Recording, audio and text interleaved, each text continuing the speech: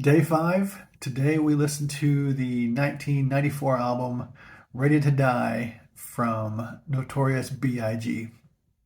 So to start, much like day 1 with Public Enemy, I really didn't have any history or background with this album or with Biggie.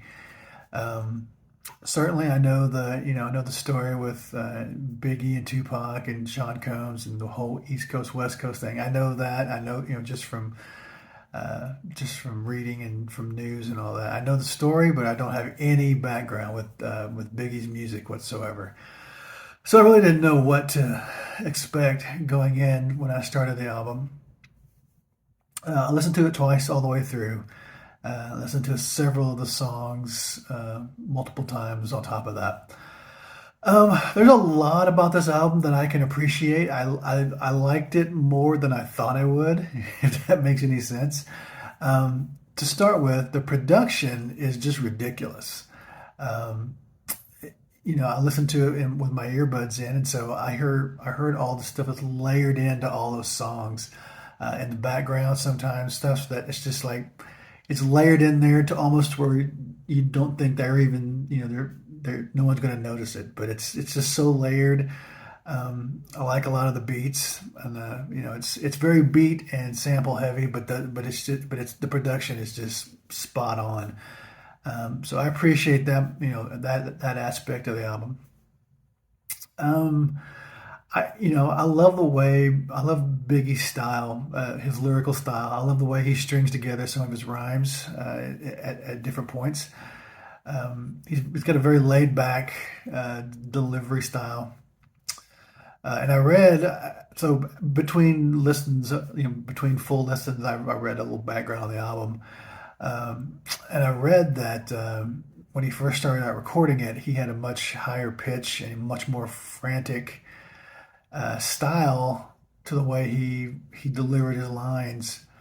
And at some point in there, he went from writing his lyrics down in a notebook to just saying them from memory, rapping from memory, which is ridiculous in and of itself because that's a lot of lines to remember just off the top of your head. So, um, I, my favorite tracks are probably the first two, "Things Done Changed" and "Give Me the Loot." I'll probably be saying that for a while. That little chorus hook of "Give me the loot, give me the loot." I'll probably be saying that for a while. I was saying it earlier while I was fixing dinner.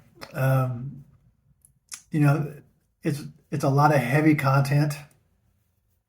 I know that people's perception of gangster rap is that it's just glorifying certain lifestyles. Drug dealing and guns and gang violence and certainly that is a part of it. And that's also there's some of that in this album. But I feel like listening to it multiple times, I feel like he adds a little bit of truth about the lifestyle and not just the glorification of the lifestyle into his lyrics. I think he definitely is pro those lifestyles in his lyrics, but he also tells the truth about how how dangerous and how violent and bad they are. I feel like he sprinkles some of that truth in there, so it's not just all glorification. If that makes any sense. I may be wrong too, but that's just the sense I got when I was listening to the songs. I also like the way he tells a story and paints a picture. There's a loose storyline through the whole album, but I feel like every one of his songs is like a scene from a television show or a scene from a movie. Just the way he tells the story and delivers the lines. There's a lot of stuff I can appreciate about this album, and plus it was a bona fide hit. I think the album's gone diamond. It's sold. I mean, it's sold just a gajillion copies, and I did a little research between listens, and and it's considered one of the greatest rap albums in of all time, and so there's a lot to appreciate about it. It's not for everybody, considering If you're squeamish about the language or the content of the songs, it's probably not for you.